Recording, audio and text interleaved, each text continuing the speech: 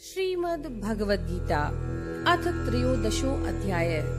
श्री भगवान बोले, हे अर्जुन, यह शरीर क्षेत्र इस नाम से जाना जाता है और इसको जो जानता है उसको क्षेत्रज्ञ इस नाम से उनके तत्वों को जानने वाले ज्ञानी जन कहते हैं।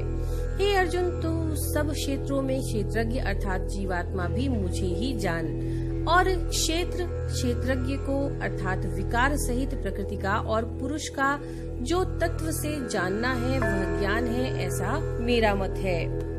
वह क्षेत्र जो और जैसा है तथा जिन विकारों वाला है और जिस कारण से जो हुआ है तथा वह क्षेत्रज्ञ भी जो और जिस प्रभाव वाला है, वह सब संक्षेप में मुझसे सुन। यह क्षेत्र और क्षेत्रज्ञ का तत्व ऋषियों द्वारा बहुत प्रकार से कहा गया है और विविध वेद मंत्रों द्वारा भी विभाग पूर्वक कहा गया है तथा भली भांति निश्चय किए हुए युक्ति युक्त ब्रह्म सूत्र के पदों द्वारा भी कहा गया है।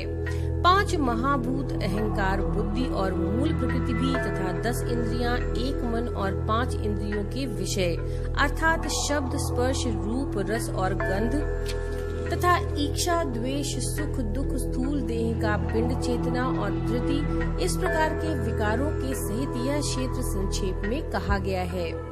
श्रेष्ठता के अभिमान का अभाव, दंभाचरण का अभाव, किसी भी प्राणी को किसी प्रकार से न सताना, क्षमा भाव, मन, वाणी आदि की सरलता, श्रद्धा, भक्ति सहित गुरु की सेवा, बाहर भीतर की शुद्धि, अंतःकरण की स्थिरता और मन इंद्रियों सहित शरीर का निग्रह, इस लोक और परलोक के संपूर्ण भोगों में आसक्ति का अभाव और अहंकार का भी अभाव, जन्म, मृत्यु, जरा, रोग आदि में दुख और दोषों का बार बार विचार करना, पुत्र, स्त्री, घर और धन आदि में आसक्ति का अभाव, ममता का ना होना और प्रिय और अप्रिय की प्राप्ति में सदा ही चित्त का सम रहना, मुझ परमेश्वर में अनन्य योग के द्वारा अव्यभिचारिणी भक्ति तथा एकांत और शुद्ध देश में रहने का स्वभाव और विषयासक्त मनुष्यों के समुदाय में प्रेम का ना होना, अध्यात्म ज्ञान में नित्य स्थिति तथा तत्व ज्ञान के अर्थ रूप परमात्मा को ही देखना, यह सब ज्ञान है और जो इसके विपरीत है वह अज्ञान है, ऐसा कहा गया है। मैं जो जानने योग्य है तथा जिसको जानकर मनुष्य परमानंद को प्राप्त होता है उसको भली भांति कहूँगा। वह अनादि वाला परम ब्रह्म न सत ही कहा जाता है और न ही असत। वह सब और हाथ पैर वाला, सब और नेत्र, सिर और मुख वाला तथा सब और कान वाला है, क्योंकि वह संसार में सबको व्याप्त करके स्थित है। वह संपूर्ण इंद्रियों के विषयों को जानने वाला है, परंतु वास्तव में सब इंद्रियों से रहित तथा आसक्ति रहित होने पर भी सबका धारण पोषण करने वाला और निर्गुण होने पर भी गुणों को भोगने वाला है। वह चराचर सब भूतों के बाहर भीतर परिपूर्ण और चर अचर भी वही है और वह सूक्ष्म होने से अविज्ञेय है तथा अति समीप में और दूर में भी स्थित वही है। वह परमात्मा विभाग रहित एक रूप से आकाश के सदृश परिपूर्ण होने पर भी चराचर संपूर्ण भूतों में विभक्त सा स्थित प्रतीत होता है तथा वह जानने योग्य परमात्मा विष्णु रूप से भूतों को धारण पोषण करने वाला और रुद्र रूप से संहार करने वाला तथा ब्रह्मा रूप से सबको उत्पन्न करने वाला है। वह परम ब्रह्म ज्योतियों का भी ज्योति और माया से अत्यंत परे कहा जाता है। वह परमात्मा बोध स्वरूप जानने के योग्य एवं तत्व ज्ञान से प्राप्त करने योग्य है और सबके हृदय में विशेष रूप से स्थित है। इस प्रकार क्षेत्र तथा ज्ञान और जानने योग्य परमात्मा का स्वरूप संक्षेप से कहा गया। मेरा भक्त इसको तत्व से जानकर मेरे स्वरूप को प्राप्त होता है। प्रकृति और पुरुष, इन दोनों को ही तू अनादि जान और राग द्वेषादि विकारों को तथा त्रिगुणात्मक संपूर्ण पदार्थों को भी प्रकृति से ही उत्पन्न जान। कार्य और करण को उत्पन्न करने में हेतु प्रकृति कही जाती है और जीवात्मा सुख दुखों के भोक्तापन में अर्थात भोगने में हेतु कहा जाता है। प्रकृति में स्थित ही पुरुष प्रकृति से उत्पन्न त्रिगुणात्मक पदार्थों को भोगता है और इन गुणों का संग ही इस जीवात्मा के अच्छे बुरे योनियों में जन्म लेने का कारण है। इस देह में स्थित यह आत्मा वास्तव में परमात्मा ही है।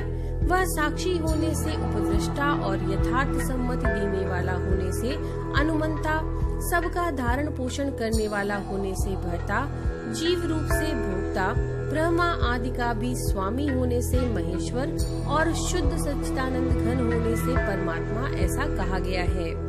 इस प्रकार पुरुष को और गुणों के सहित प्रकृति को जो मनुष्य तत्व से जानता है, वह सब प्रकार से कर्तव्य कर्म करता हुआ भी फिर नहीं जन्मता। उस परमात्मा को कितने ही मनुष्य तो शुद्ध हुई सूक्ष्म बुद्धि से ध्यान के द्वारा हृदय में देखते हैं, अन्य कितने ही ज्ञान योग के द्वारा, दूसरे कितने ही कर्म योग के द्वारा देखते हैं अर्थात प्राप्त करते हैं। परंतु इनसे दूसरे अर्थात जो मंद बुद्धि वाले पुरुष हैं, वे इस प्रकार न जानते हुए दूसरों के अर्थात तत्व के जानने वाले पुरुषों से सुनकर ही तदनुसार उपासना करते हैं, और वे श्रवण परायण पुरुष भी मृत्यु रूप संसार सागर को निसंदेह तर जाते हैं। हे अर्जुन, यावन मात्र जितने भी स्थावर जंगम प्राणी उत्पन्न होते हैं, उन सबको तू क्षेत्र और क्षेत्रज्ञ के संयोग से ही उत्पन्न जान। जो पुरुष नष्ट होते हुए भी सब चराचर भूतों में परमेश्वर को नाश रहित और संभाव से स्थित देखता है, वही यथार्थ देखता है। क्योंकि जो पुरुष सब में संभाव से स्थित परमेश्वर को समान देखता हुआ अपने द्वारा अपने को नष्ट नहीं करता, इससे वह परम गति को प्राप्त होता है। और जो पुरुष संपूर्ण कर्मों को सब प्रकार से प्रकृति के द्वारा किए जाते हुए देखता है और आत्मा को अकर्ता देखता है, वही यथार्थ देखता है। जिस क्षण यह पुरुष भूतों के पृथक पृथक भाव को एक परमात्मा में ही स्थित तथा उस परमात्मा से ही संपूर्ण भूतों का विस्तार देखता है, उसी क्षण वह सच्चिदानंद घन ब्रह्म को प्राप्त हो जाता है। हे अर्जुन, अनादि होने से और निर्गुण होने से यह अविनाशी परमात्मा शरीर में स्थित होने पर भी वास्तव में न तो कुछ करता है और न लिप्त ही होता है।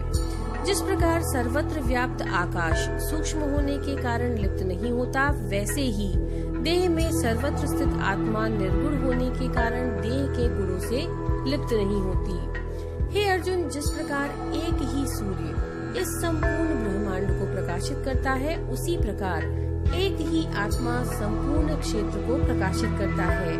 इस प्रकार क्षेत्र और क्षेत्रज्ञ के भेद को तथा कार्य सहित प्रकृति से मुक्त होने को जो पुरुष ज्ञान नेत्रों द्वारा तत्व से जानते हैं, वे महात्मा जन परम ब्रह्म परमात्मा को प्राप्त होते हैं। ओम तत्सदिति श्रीमद् भगवद गीता उपनिषत्सु ब्रह्म विद्यायाम योग शास्त्रे श्री कृष्णार्जुन संवादे क्षेत्र क्षेत्रज्ञ विभाग योगो नाम त्रयोदशो अध्याय। नमो नारायण।